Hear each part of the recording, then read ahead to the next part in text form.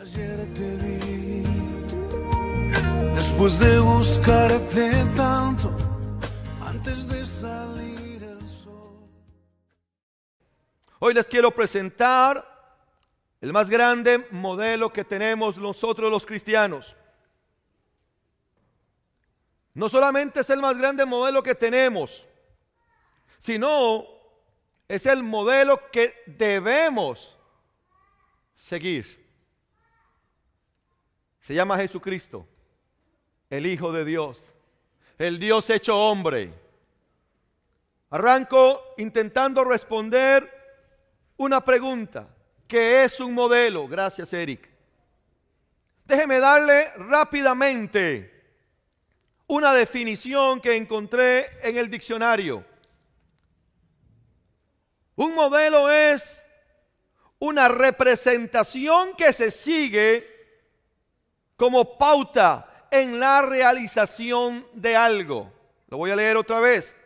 Un modelo es una representación que se sigue como pauta en la realización de algo.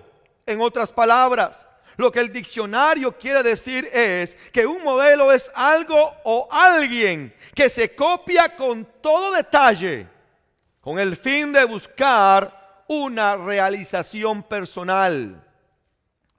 Hermano, amigo, vivimos en un mundo lleno de modelos, algunos buenos, otros para nada buenos, pero modelos. Casi todos los seres humanos buscamos un modelo y tratamos de imitarlo, tratamos de seguirlo. Lo hacemos en los deportes, lo hacemos en las modas y en casi todo lo que esta vida tiene. ¿Sabe? Cuando Poncio Pilatos juzgó a Jesús sin querer y sin saber, hizo una declaración llena de verdad. Narran las Escrituras de la siguiente manera: y salió Jesús llevando la corona de espinos y el manto de púrpura. Y Pilatos le dijo: he aquí el hombre. Juan 19:5. Esta frase final que dio Pilato tiene un gran sentido. ¿Sabe por qué? Porque Jesucristo es el modelo del nuevo hombre. Jesucristo es el verdadero modelo. El Dios de los cielos ha tenido como propósito la persona de Jesús para que Él modele y sea ejemplo a toda la raza humana. El apóstol Pablo lo mira y lo enseña como la gran meta a cruzar del cristianismo. El apóstol a los gentiles nos lo pide abogando el amor que nosotros le tenemos al Dios Padre. En la carta de los Efesios, en el capítulo 5, versículo 1, Pablo dice lo siguiente: sed pues imitadores de Dios como hijos amados. En otra ocasión, el mismo apóstol Pablo, pero a los Corintios en su primera carta, referente al tema, también escribe: él pide que le imitemos a él, a Pablo, como Pablo imitaba al mismo Jesucristo. Juan nos confronta sobre esta misma verdad. Y en su primera carta, en el capítulo 2, versículo 6, él escribe lo siguiente: el que dice que permanece en él, o sea en Jesucristo, debe de andar como él anduvo. Es una orden, es un mandato. Juan declara en este texto que debemos de tomar a Cristo, escuche, como el único y el verdadero modelo a imitar. Que debemos caminar como Cristo caminó aquí en la tierra. Que debemos ser copia textual, legítima, total y completa de Cristo. En Antioquía, a los cristianos por primera vez se les llamó cristianos porque aquella gente pagana miraba en aquella iglesia hombres y mujeres idénticos a su maestro, idénticos a Cristo Jesús. Por eso les llamaron cristianos. Juan nos lo pide, nos lo ordena, nos lo manda. ¿Cómo anduvo Cristo?, me preguntará alguien esta mañana. Déjeme hablarle de 5 cualidades que encuentro en Cristo, cualidades que todos debemos de conocer, cualidades que todos esta mañana no solo tenemos que conocer, sino tenemos que imitar del Maestro. En primer lugar, Jesucristo caminó en perfecto ejemplo. Dígale al que está a la par: Jesucristo es el perfecto ejemplo. Dígaselo a otra persona: Jesucristo es el perfecto ejemplo. En primera de Pedro, capítulo 2, versículo 21, la Biblia dice lo siguiente: pues para esto fuisteis llamados, porque también Cristo padeció por nosotros. Y escuche lo que alega Pedro: dejándonos ejemplo. ¿Para qué? Para que sigamos sus pisadas. Otro apóstol más se une a esta lista que aboga a que nosotros nos convirtamos en seguidores de Jesucristo. Su legado aquí es que nuestro llamado primeramente es el de ser imitadores del Señor de señores, de nuestro Jesús, quien es la cabeza de la iglesia. Él dice en el texto que leí que todo lo que Jesucristo vivió aquí tenía una modelarnos para que usted y yo sigamos ese perfecto ejemplo. En segundo lugar, no solamente debo de entender que Jesús es el perfecto ejemplo, también tengo que entender que Jesucristo caminó en completa santidad. Dígale una vez más al que le habló hace un rato: Jesucristo es el modelo perfecto. Jesucristo es el modelo santo. Hebreos capítulo 4, versículo 15. Porque no tenemos un sumo sacerdote que no puede compadecerse de nuestras debilidades, sino que uno que fue tentado en todo según nuestra naturaleza, pero sin pecado. Segunda Corintios capítulo 5, versículo 21. Al que no conoció pecado, por nosotros lo hizo pecado, para que nosotros, ¿qué dice el texto?, fuésemos hechos la justicia de Dios en él. Alabado sea el Maestro. Usted me preguntará: pastor, ¿qué debo de hacer para poder caminar en la santidad que Cristo caminó?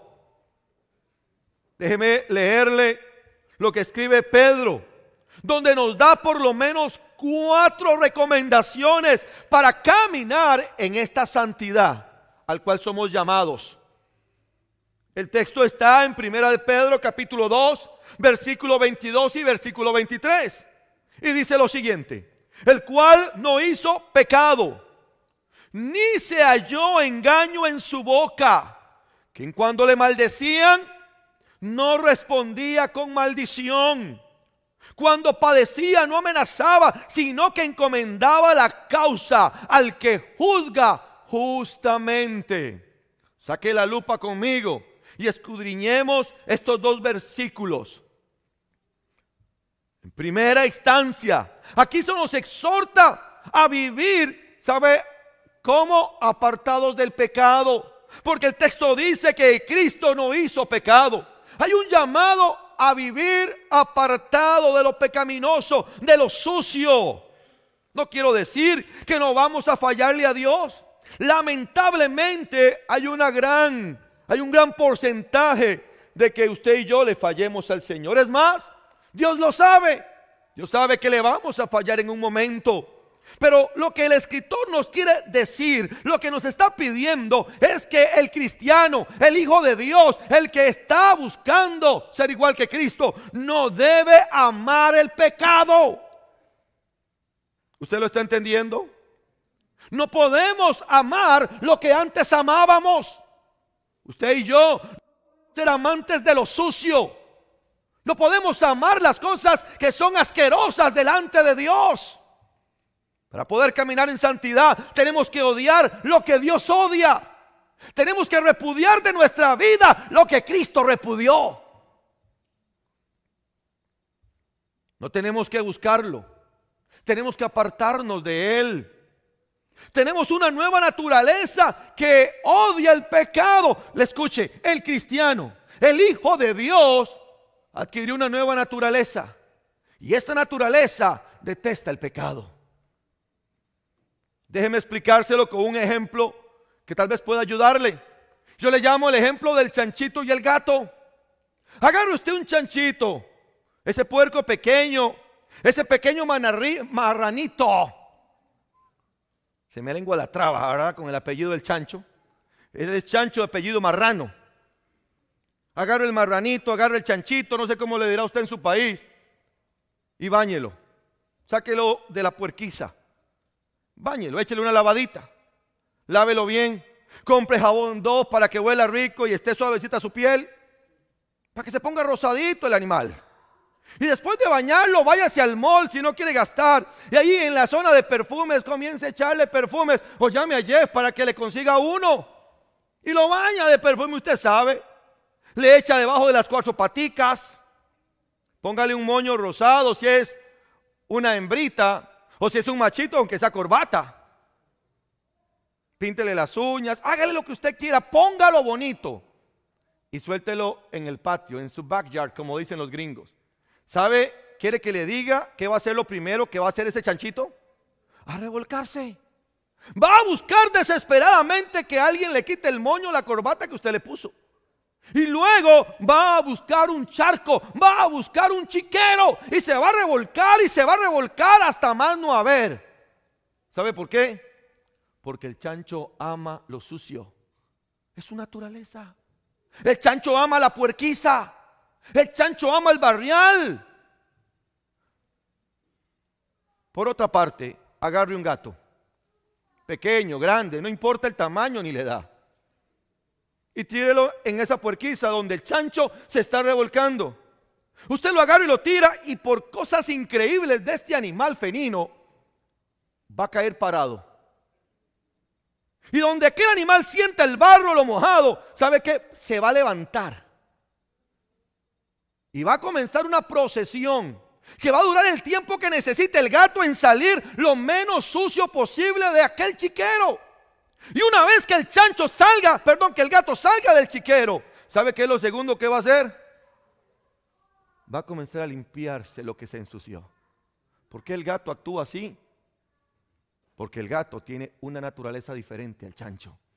Usted y yo en un tiempo teníamos naturaleza de chancho. Nos encantaba el barro, nos encantaba lo sucio. Nos revolcábamos en las drogas, en el alcohol, en las malas palabras. Nos revolcábamos en pecar, en el adulterio, en la pornografía. Pero hoy, cuando usted vino a Cristo, quiero decirle algo que hizo el Espíritu Santo. Agarró la naturaleza de chancho, la mandó fuera y le puso una naturaleza de gato.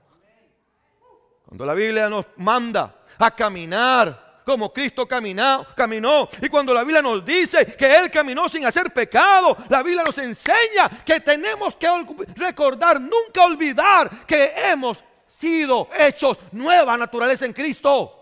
Que las cosas viejas pasaron, que he aquí, todas son hechas nuevas. Hay naturaleza nueva. Usted como cristiano, que asiste a la iglesia, que toma Biblia debajo del brazo, que se baña y se perfuma el domingo, no siente el deseo de repudiar el pecado, escuche, algo le está pasando. Su naturaleza tenía que haber cambiado. Y si no ha cambiado, si todavía ama lo sucio, lo vil, lo asqueroso, ¿será que realmente no ha hecho una decisión por Cristo? En Costa Rica tenemos un dicho: cuando Cristo pasa, algo pasa. Y si nada pasó, ¿será que Cristo no pasó? Pregúnteselo. Tenemos un llamado a caminar odiando el pecado, porque hemos recibido, ¿qué cosa le estoy hablando? Una nueva naturaleza que odia el pecado. También dice el texto sagrado que debemos de buscar la santidad a través de nuestra boca. Mire lo que dice el versículo: ni se halló engaño en su boca. ni se halló mentira en su boca. Un hijo de Dios debe de hablar siempre la verdad. ¿Cuándo? Siempre. Hermano, para el cristiano no existen las mentiras blancas, negras, amarillas o azules. Para el cristiano, mentira es mentira y verdad es verdad. Punto y aparte. No existen las mentiras piadosas. Por supuesto, le exhorto a que hable la verdad siempre, pero en amor. Porque la verdad, cuando no se dice en amor, es cruel, es grosera, es destructiva. Pero la verdad, cuando se sazona en amor, por muy dura que sea esta, siempre traerá un fruto positivo, se lo garantizo. Somos llamados a hablar la verdad. No podemos permitir vivir atados a la cadena de la mentira, porque la mentira es una cadena tan desastrosa, amarra igual que cualquier vicio que usted pueda pensar. La persona que ata su boca a la mentira, después no puede parar de decir mentiras. Y muchas veces sin ninguna razón ni justificación siquiera, simplemente lo dice porque su lengua ya se ató a la mentira, porque su mente está amarrada a decir mentiras. Y sabe, esto es interesante. La mentira es una de las cadenas, una de las ataduras más poderosas que Satanás está usando en la iglesia de Cristo para que ella pierda la santidad que Dios quiere que tenga. Por eso, dígase usted esta mañana: mi boca hablará siempre la verdad. Mi boca declarará siempre la verdad. Lo tercero que dice este versículo que le leí es que Cristo, Él tenía control completo y total de lo que decía. No solamente para hablar la verdad, ahora un control total cuando abría su boca. En otras palabras, para que usted me entienda, Cristo nunca habló con el hígado. Cristo hablaba lo que Él pensaba primero. Y es que hay cristianos que cuando hablan, lo hacen con el hígado y no con la cabeza. El texto que leí en el versículo 23 dice: y cuando le maldecían, ¿qué dice el texto sagrado? No respondía con maldición. A esto nos llama el Señor. La Biblia dice que de toda palabra sucia que salga de mi boca, usted y yo tendremos un día que darle cuenta a Dios. Tenga cuidado como usted trata a las personas. Tenga cuidado como usted trata a la familia. Tenga cuidado como usted mismo se trata. Yo he encontrado gente que se maldice a sí misma. Se están tirando sal encima. Tenga cuidado cuando se enoja, que ese enojo no se convierta en pecado. Pídale a Dios que le controle, que le haga sumiso su carácter. Y comience a bendecir y deje, escuche lo que le estoy diciendo, y deje de hablar tanta maldición. Para vivir en santidad, para caminar en esta santidad en la que Cristo caminó, usted y yo tenemos que amarrar nuestra boca a no hablar tonteras, barrabadas, dicen en mi país, cosas que no edifican. Santiago, el hermano de Jesús, en el libro que nos escribe, escuche, va más profundo sobre este tema. Él hila más delgadito. Él dice que nuestra lengua, aunque es pequeña, puede hacer que el mismo infierno arda como la ve. Los primeros 13 versículos del capítulo 3 del libro de Santiago, usted lo puede ver en su casa, revelan que aunque la lengua es un pequeño miembro del cuerpo, es muy poderosa. Mediante la lengua todo el cuerpo puede ser profanado, maldecido. Es una herramienta que también, como puede servir para bendecir, puede servir para traer y acarrear maldición. Mire qué interesante. La lengua nunca, dice Santiago, podrá ser domada por el hombre. Usted se muerde la lengua, usted intenta sujetarse. Santiago dice que la lengua nunca podrá ser domada. Que solamente cuando usted rinde su lengua a Cristo, cuando usted rinde su lengua a Dios, puede mantener control sobre su lengua. Cuando estaba pequeño, me enseñaron una canción en la iglesia que decía: cuidado mis ojitos lo que ven, pero también decía: cuidado mi boquita lo que habla. En el cielo está el Señor, Él me mira con amor. Cuidado mi boquita lo que habla. Yo esta mañana les digo, hermanos, cuidado lo que hablan, cuidado lo que dicen, cuidado cómo lo dicen. Si queremos caminar en santidad tenemos que tener cuidado. Y por último, ese versículo que le leí de Pedro nos dice que para caminar en santidad, o la recomendación que nos da para caminar en santidad, es que nos debemos sujetar, que debemos de vivir, escuche, póngame atención, debemos de vivir aprendiendo, porque esto es algo que se aprende, a dejarle todo juicio a Dios. El texto lo pone de esta manera, hablando de Cristo como ejemplo. Cuando padecía, cuando le maldecían, no amenazaba, sino que cosa hacía, encomendaba la causa al que juzga justamente. Aquí solo quiero decir una cosa: confíe en el juicio perfecto de Dios. Porque la diferencia entre el juicio de Dios y su juicio es que el juicio de Dios, según leo y entiendo, es un juicio perfecto, justo. Muchas personas están en la cárcel a punto de morir en una silla eléctrica o por una inyección letal, porque los juicios del hombre muchas veces no son justos. Siendo inocentes, algunos morirán, y usted y yo lo sabemos. ¿Cuántas personas han sido juzgadas injustamente por un chisme? ¿Cuántas personas han sido juzgadas injustamente por un juicio, óigame, no justo? Y yo oigo a los demás decir, es que parecía, es que todo pintaba de que así era. Hace unos años atrás, escuchaba una noticia en Guatemala, que habían tomado a unas personas, las habían golpeado, las habían castigado, los habían desnudado y los habían quemado vivos porque creían que habían violado a una jovencita. Y después de haberlos matado de esta tan horrible forma, descubrieron que no eran ellos. ¿Usted se imagina? He escuchado que en México también ha pasado. Imagínense que a usted le pase. Todo por un juicio injusto. Usted puede, según lo miro, hacer justicia por sus propias manos. Pero también usted puede dejar su justicia a Dios. La justicia de Dios, le digo, es perfecta, es justa y siempre llegará a tiempo. Amén. Lo tercero que Jesucristo hizo, o en lo tercero que Jesús caminó, no solamente dándonos ejemplo, no solamente en santidad, sino también Jesucristo caminó, repita conmigo, en toda obediencia. Él caminó en una completa, total y perfecta obediencia. Según el escritor de los Hebreos, el mismo Jesucristo lo dijo de la siguiente manera. Hebreos capítulo 10 versículo 9. Escuche, he aquí que vengo, oh Dios, para hacer tu voluntad.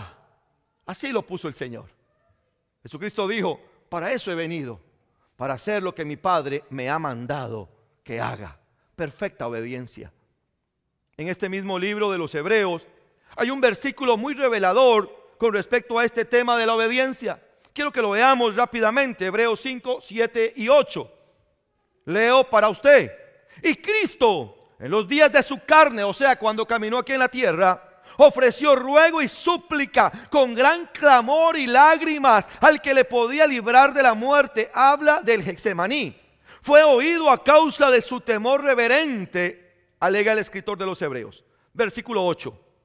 Y aunque era hijo, está hablando de que es hijo de Dios, y aunque era hijo, por lo que padeció aprendió obediencia, y habiendo sido perfeccionado, vino a ser autor de eterna salvación para todos los que le obedecen.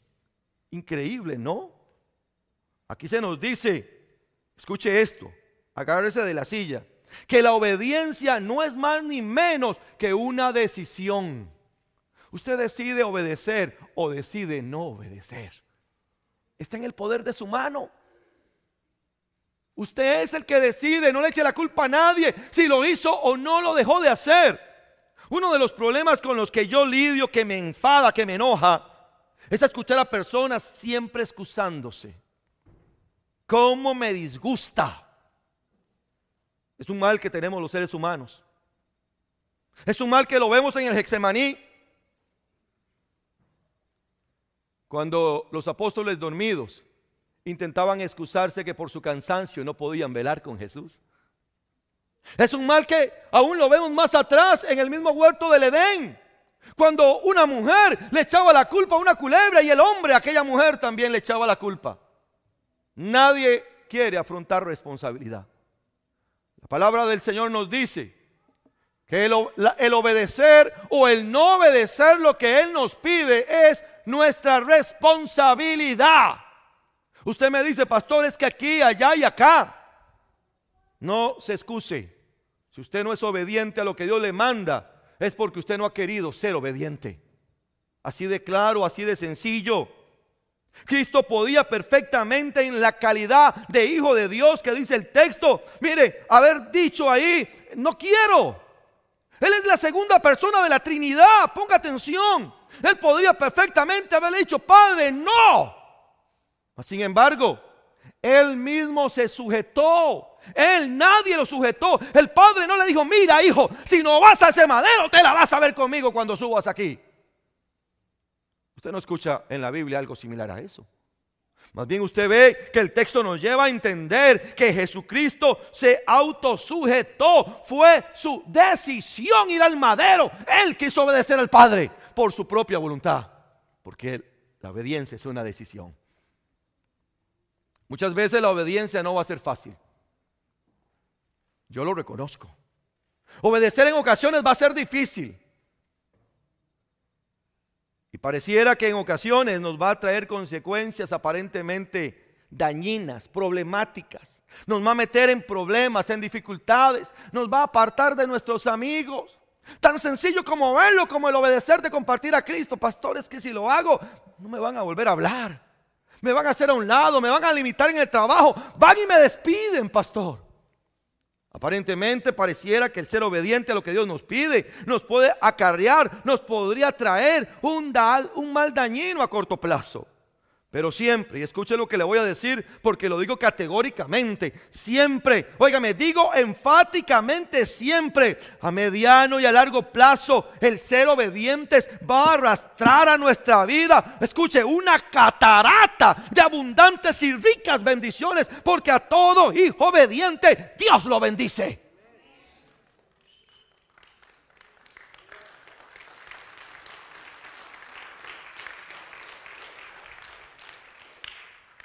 Ya que dejó de aplaudir, le hago la pregunta, ¿qué tan obediente es usted? Respóndaselo.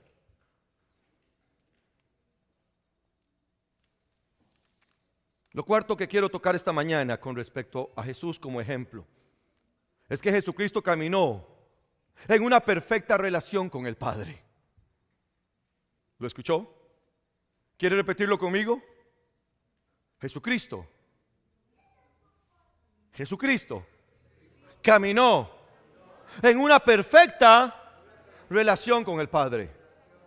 Los evangelios declaran la unidad de Cristo con su Padre.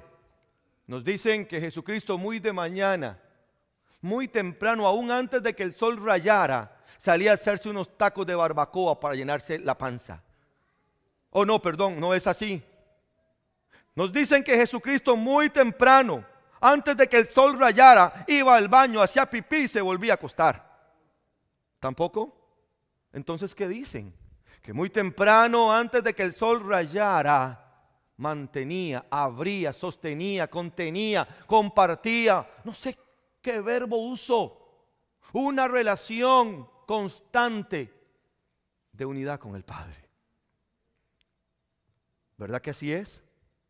¿Verdad que eso es lo que Él nos pide que hagamos? ¿Verdad que ese es el ejemplo que nos dejó? ¿O estoy equivocado?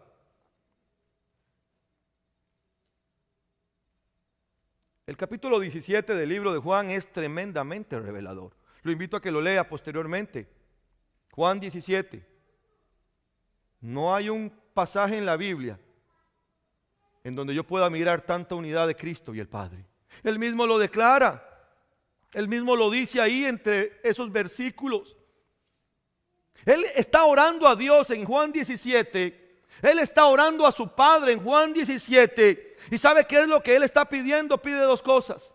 En primer lugar, Jesucristo está pidiendo que exista, que se mantenga, que se establezca la unidad con Dios. Que usted y yo tengamos unidad con el Padre eterno. Y esto a través de Cristo. Jesucristo dijo: que sean unos contigo como yo soy uno contigo. Por eso es que llamamos a Jesucristo el eterno intercesor, el perfecto intercesor, porque Él nos lleva al Padre. Él abrió el camino, Él nos hizo uno, nos hace uno con el Dios Padre. El primer llamado es a mantener esa unidad. Déjeme detenerme aquí un instante. ¿Cuánto tiempo pasa usted con el Padre eterno a través de Cristo? ¿Con qué constancia habla usted con Dios? ¿Con qué constancia usted mantiene esa relación con el Dios de los cielos? ¿Cada cuánto por día? ¿Cada cuánto por día usted toma para hablar con papá? Para contarle sus problemas, sus angustias, sus necesidades, sus dolores, sus triunfos, sus victorias, sus alegrías. Porque a Dios no solamente se le llevan las tristezas de la vida, con Dios se comparte todo. Él quiere que compartamos todo con Él. Lo segundo que Juan 17 dice es que también, así como tenemos que tener una relación de unidad con el Padre, Jesucristo dice que seamos uno nosotros mismos. ¿Sabe cómo lo pone Jesucristo?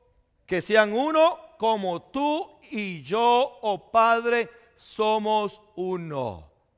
A mí me absorbe el pensamiento de la unidad del Padre con el Hijo. Me absorbe. Me consume solamente pensar en esa unidad tan increíble. Es tan fuerte la unidad del Padre y del Hijo que en el único lugar del tiempo, de la historia donde se apartaron fue en la cruz, allá en la calavera. Padre, con lágrimas en los ojos, levantaba la voz: Jesucristo, ¿por qué apartaste tus ojos de mí? ¿Por qué me has dejado? El Padre tuvo que volcar su mirada del Hijo, porque el pecado que usted y yo hemos hecho y que Cristo se cargó en aquel madero le impedía que el Padre pudiese ver a su Hijo, porque el Padre no podía ver el pecado. El único momento en el tiempo y el espacio. La unidad del Padre y el Hijo es tan íntima, que siempre ha estado y siempre estará. Es tan íntima que en este momento el Hijo está a la diestra del Padre intercediendo, pero está a la diestra del Padre. Es así de íntima. Piense un minuto en lo que le estoy hablando. Es tan cercana que todo lo que es del Padre el Hijo lo sabe, porque el Hijo no hizo nada que el Padre no le mandó. Así de íntima es la relación del Padre y del Hijo. Y Jesucristo toma este ejemplo de su relación tan íntima para decirle a usted y decirme a mí ahí en Juan 17 que así tiene que ser la relación con el que está sentado a la par tuya. ¡Wow! Esto es increíble. Esto es revelador. ¿Ustedes quieren caminar en santidad? ¿Ustedes quieren tener esa relación perfecta al cual nos llama Dios que caminemos? Sea uno con su hermano. Sea uno con su hermano. Déjeme preguntarle, ¿y usted es uno con su hermano? ¿O es que acaso entre nosotros, como para los corintios, tenemos envidias, tenemos celos que nos impiden compartir? ¿Odia usted a su hermano? No quiero ser tan cruel con la palabra. ¿Soporta usted a su hermano? ¿Ora usted por su hermano? ¿Ruega a Dios usted por su hermano? ¿Intercede usted por su hermano? Es más, se lo voy a poner así: ¿acepta usted a su hermano como su hermano es? ¿O solamente a los que usted considera que son dignos de su amistad recibe? ¿Tiene usted un odio contra alguien en esta iglesia? ¿Guarda usted un rencor contra alguien en esta iglesia? Pastor, es que déjeme explicarle. ¿Tengo razón? No, no tiene razón. Sin importar lo que te hayan hecho, usted no puede, no debe cortar la relación con su hermano. Y si me insultan, pastor, ponga la otra mejilla y ame. Pastor, vea lo que me hicieron, déjele todo juicio a Dios, Él es Señor. Usted mantenga su relación con su hermano. Pastor, es que es insoportable su carácter. Hermano, usted no va a escoger quién debe de ser su amigo ni quién no debe de ser, quién debe de ser su hermano ni quién no debe de ser, porque Cristo ya decidió que Él fuese su hermano. Y yo sé que hay hermanos lija, que cuando pasas al frente te raspan, pero hasta esos hermanos lija Dios usa para pulir tu carácter. La madera no agarra este toque bellísimo si no es atravesada, si no es trabajada a través de lijas gruesas a lijas más finas. Ella pasa por un proceso para poder ser bella, para ser suave al tacto. Porque también Jesucristo, aquí en su iglesia, usa hermanos y hermanas difíciles para pulir nuestro carácter, para enseñarnos este mandamiento, un mandamiento de unidad. ¿Usted lo está entendiendo esta mañana? Yo quiero que por un instante piense cómo está su relación con los demás de esta iglesia. ¿No ve que el truco más satánico que existe en la iglesia de Cristo por parte del diablo es meter celos, envidias, divisiones, contiendas para que la iglesia no tenga la unidad que Cristo quiere que tenga? ¿Sabe para qué Cristo quiere que tenga esta unidad? Porque en la unidad está el vencer, pero en la división está la derrota. Un cuerpo unido se mantiene firme, un cuerpo separado será destruido. Hay una historia muy linda de 3 becerros que caminaban por el... Estos tenían cierto tamaño de cuernos. Así que se hablaron y dijeron: ¿sabías que el león anda por ahí y quiere comer becerro? No, le dijo el otro. ¿Cómo así?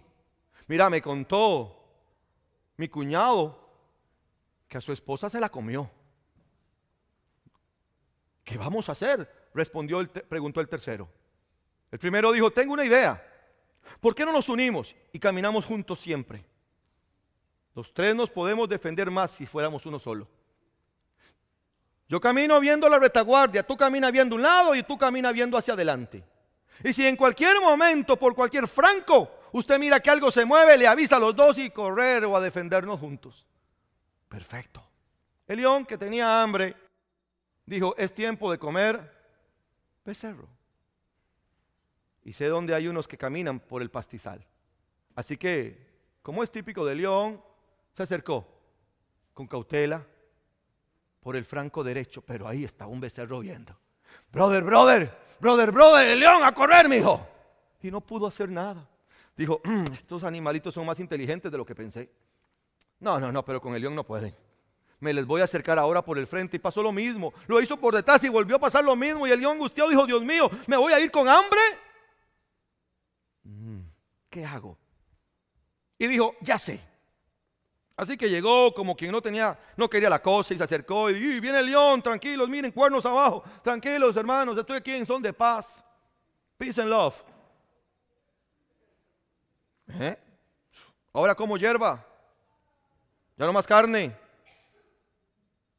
Usted sabe esto de las hormonas y todo esto que tengo. No, estoy ahora yo en dieta, así como Renacer, que está en ayuno. Espero. Así que los animalitos se descuidaron un poco, no mucho, porque tampoco se la creían, pero le dieron lugar a que el león llegara y se le acercara al oído a uno y le dijo: brother, qué bárbaro, ¿qué? No, si tú que tienes buen carácter. ¿Carácter de qué? No, sí, porque si a mí me hacen lo que te hicieron a ti, yo no lo hubiera aguantado. ¿De qué? El cordero león. De este brother, el que anda delante tuyo. Uy, hermano, mira lo que está hablando de ti. Que te huelan feo las patas, hijo. ¿Será? Yo si fuera contigo, me pongo águila, porque ese tipo tiene el hocico muy grande, ya ve que son animales. Y entonces eso causó que aquel animalito se comenzara a apartar de la manada. Llegó igual cauteroso donde el segundo animal y le dijo exactamente lo mismo, logrando el mismo efecto. Los 3 murieron porque estaban solos. Por eso el diablo quiere meter la desunidad. Por eso el diablo mete el chisme en la iglesia. Por eso el diablo mete la división. Y por eso Cristo dice: no no y no. Sean uno como el Padre y yo somos uno. ¿Usted lo está entendiendo esta mañana? Tenemos que caminar en esta perfecta unidad. Tenemos que caminar en esta perfecta unidad. Le repito, el Señor por medio de su palabra nos exhorta cuando literalmente dice lo siguiente en primera de Juan capítulo 4 versículo 20 y le leo, mire, si alguno dice que ama a Dios y aborrece a su hermano, ¿qué dice el texto? Es mentiroso. ¿Y sabe por qué? El mismo texto explica. Dice, ¿cómo puedes amar a Dios si no lo ves y odiar al hermano que ves? Eso es lo que dice, ¿no es cierto? El que no ama a su hermano, a quien ha visto, quien no ama a su hermano, a quien ha visto, ¿cómo puede amar a un Dios que no ha visto? ¿Tiene eso sentido para usted? Para mí tiene demasiada lógica. Tenemos que aprender a ser uno. Dígale una vez más a alguien, tenemos que ser uno. Dile al que está a la par, acéptame con mis defectos. Quiero ser uno contigo. Perdóname si te he ofendido. Quiero ser uno contigo. Y ahora yo le pido a usted que por amor al Señor de los cielos piense, medite. Si hay alguien aquí en esta iglesia, no estoy hablando en Costa Rica, no le estoy hablando a ninguna iglesia de los que nos ven por el internet. Le hablo a usted que me está oyendo. ¿Es usted uno con su hermano aquí en este lugar? ¿Es usted uno con su hermano aquí en este lugar? ¿Cómo podemos recibir victoria, caminar en victoria y no ser destrozados por el diablo si siempre nos estamos peleando, dividiendo? No se puede. No se puede. Deje ese rencor, ese odio, entrégueselo a Cristo, llévelo a la cruz del Calvario y siga adelante en la unidad. Por la unidad hay que pelear, por la unidad hay que luchar. ¿Me está entendiendo alguien? Por la unidad hay que pelear, por la unidad hay que luchar. Porque en la unidad está la victoria de la iglesia de Cristo. Y lo último que quiero tocar es que Jesucristo caminó en perfecta compasión por los perdidos. Repita conmigo, Jesucristo es el modelo a seguir. Y Él caminó en una total y completa compasión por los perdidos. Mateo 9, versículos 36 y 37 dicen lo siguiente: y al ver las multitudes, tuvo compasión de ellas porque estaban desamparadas y dispersas como ovejas que no tienen pastor. Entonces dijo a sus discípulos, entonces le dijo a María, a Juan, a Pedro, entonces te dijo a ti, a mí, a la verdad, la mies es mucha, pero los obreros escasean, son pocos. ¿Y sabes por qué son pocos? Porque son holgazanes, porque son perezosos, porque esperan que otro lo haga y ellos no lo quieren hacer. A la verdad la mies es mucha, hermano, hay cientos de pescados que ocupan ser pescados para Cristo. Mientras nosotros peleamos, nos dividimos, nos desunimos, hay cientos de personas que se están muriendo sin Cristo y están en el infierno quemándose, mientras nosotros nos engordamos más y más. Y solo pensamos en nosotros. Nos gastamos nuestro salario en el mall, con ropa, con carros nuevos, con casas caras. Y no está mal, la bendición es buena, pero más bueno es servirle a Cristo. La gente se está perdiendo porque iglesias cristianas solo están pensando en ellas y no están pensando en los demás. La verdad la miel es mucha. Oh, pastor, yo le vi a Julano y me volcó la cara. Yo le vi a Sutano una vez y mira cómo me trató. Hermano, usted no escoge a quien le hable. Usted hable. La salvación le pertenece a Jehová. Usted reparta la bendición. Usted reparta la palabra. Usted comparta a Cristo y punto. Hay gente que está siendo despedazada por el Espíritu Santo. Solo ocupa que usted tome sus manos, los recoja y se los lleve al Maestro. Usted no tiene que convencer a nadie. Usted no tiene que convencer a nadie. Usted no es un vendedor de carros. Usted no es un vendedor de ollas. Usted no es un vendedor de seguros. Usted es un testificador, uno que va a compartir lo que Cristo está haciendo. Hágalo. ¿Qué espera? porque la miel sí es mucha. La persona que usted menos espera tiene una hambre tremenda de Cristo, porque usted no le ha compartido el pan. La persona más cercana a usted, la persona más cercana a usted se está muriendo de sed porque usted no le ha llevado el agua de vida que se llama Jesucristo. Por el qué dirá, por el qué pensará, porque qué pena, qué vergüenza, cómo lo hago, cómo le digo. No sé si alguien me está entendiendo esta mañana. La gente se está perdiendo porque nosotros,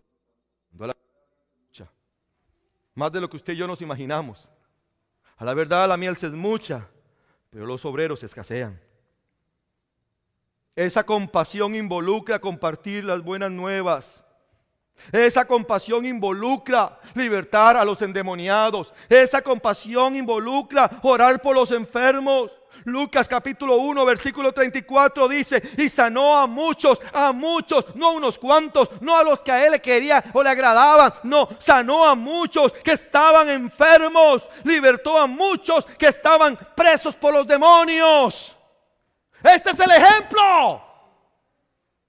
Esto es el ejemplo. Usted y yo tenemos que caminar por donde él caminó. Déjeme decirle algo sumamente revelador. Creo que lo que más desea Cristo que nosotros hagamos, que nosotros imitemos de él, es su manera de pescar. En Marcos capítulo 1 versículo 7, Jesucristo se acercó a sus dos primeros discípulos. Y es interesante, sus dos primeros discípulos. Él puso la pauta clara cuando arrancó su ministerio. No lo hizo con el 11º ni el 12º. Lo hizo con sus dos primeros discípulos, Andrés y Pedro. Con sus dos primeros discípulos puso la pauta al principio, porque siempre al principio se debe de poner la pauta. Y él dice ahí en Marcos capítulo 1 versículo 17: si vienes, si me sigues, si te conviertes en mi seguidor, entonces serás mi pescador. Aleluya. ¿No es así? ¿No es lo que dice? Vengan, síganme y serán pescadores de hombres. La samaritana ocupó un tiempo con Dios, una sola plática, y fue y compartió el evangelio a Samaria. Compartió su testimonio, compartió quién era el causal de su cambio. Un hombre endemoniado con cientos de demonios en la provincia de Gandare fue liberado por Dios, fue salvo por Jesucristo. Y una vez, sin esperar, no, de una vez, lo que hizo fue a 7 ciudades llevar las buenas nuevas. ¿Saben quién soy yo? ¿Se acuerdan? Algunos tal vez no lo conocían, lo habían visto siempre lleno de garapos, desnudo, maldiciente, sucio, despeinado, reventando cadenas en los cementerios. Pero ahora lo habían peinado, bañadito, bien mudado, contando que algo había pasado. La gente decía: ¿qué te pasó? ¿Qué es lo que pasó contigo? Y él dijo: es que llegó uno que libera. Llegó uno que da salvación. Y ¿sabes qué? Ese que me liberó, ese que me salvó, lo quiere hacer contigo. Y eso es compartir el evangelio.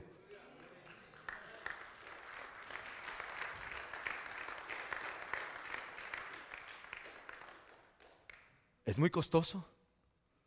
Es tan difícil. Solo se atreve. Solo se necesita, dar el primer paso.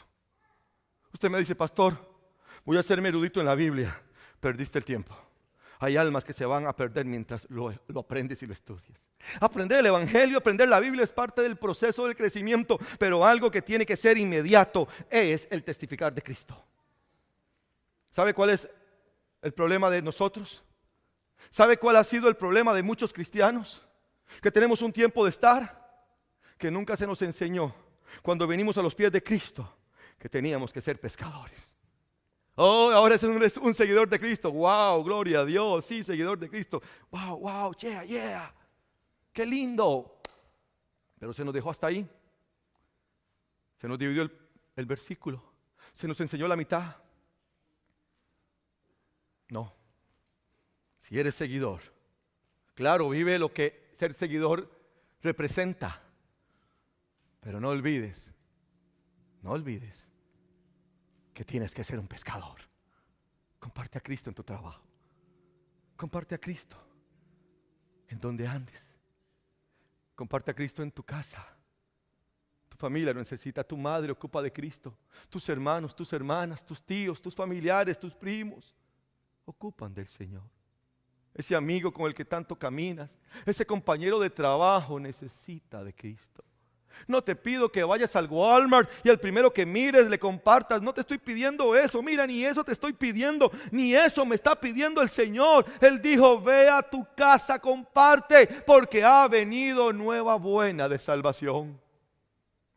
Qué tan difícil es hablar a un amigo con el que siempre hablas. Quiero contarte mi testimonio. Quiero decirte lo que Cristo ha hecho en mí. Déjame contarte lo que yo era ayer. Déjame contarte cómo recibí a Cristo, lo que pasó ese día. Y por último, déjame contarte lo que es mi vida ahora con el Señor. ¿Sabes? ¿Sabes? Ese Cristo que está cambiándome quiere cambiarte a ti. Recíbelo como yo le he recibido. ¿Tanto cuesta? No.